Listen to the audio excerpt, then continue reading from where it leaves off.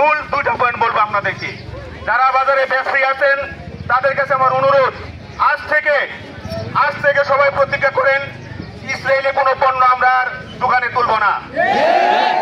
আর দ্বিতীয় অনুরোধ হচ্ছে সাধারণ জনগণের প্রতি, আপনারা যারা জানেন না এতদিন কিনে আসছেন ইসরায়েলি পণ্য, আজ থেকে জানার পরে আপনারা কোনো ইসরায়েলি পণ্য কিনবেন না।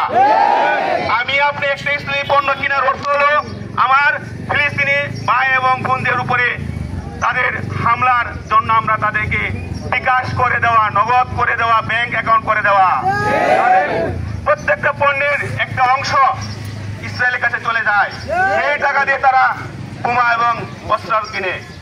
আমার অনুরোধ থাকবে, আপনারা আজ থেকে সবাই শপথ করবো আমরা ইসরায়েলি পণ্য কিনবো না। পারবেন না?